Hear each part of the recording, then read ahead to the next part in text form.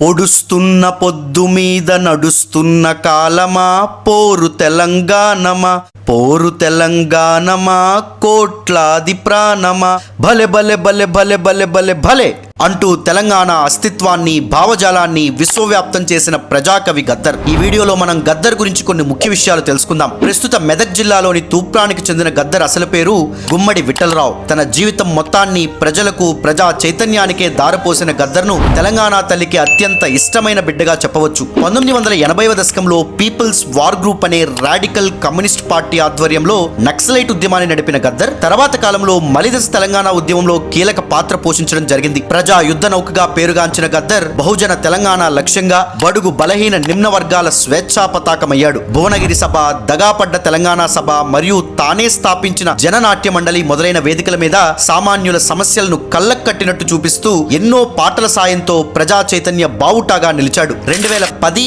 October 3వ తారీఖున తెలంగాణ ప్రజా ఫ్రంట్ అనే రాజకీయ పార్టీని స్థాపించి ప్రజాస్వామ్య తెలంగాణ కోసం తన ఆజన్మాంతం కృషి చేశాడు. గద్దర్ కలం నుంచి జాలువాడిన పాటల్లో ఆపరా రిక్షా, అమ్మ తెలంగాణమా, ఆకలి కేకల రాజ్యమా, నీ పాదం మీద పుట్టుమచ్చనై చెల్లెమ్మ, పొడుస్తున్న పొద్దు మీద మొదలైనటువంటివి ముఖ్యమైనవి. ఈ నేల కోసం తన రక్తాన్ని చిందించి జీవితాన్నే త్యాగం చేసిన గద్దర్ ఆగస్టు 6, 2023వ తారీఖున శ్వాసకోశ సమస్యలతో తన తుదిశ్వాస విడిచారు. మరిన్ని వీడియోస్ కోసం ఛానల్ ని సబ్స్క్రైబ్ చేసుకోండి.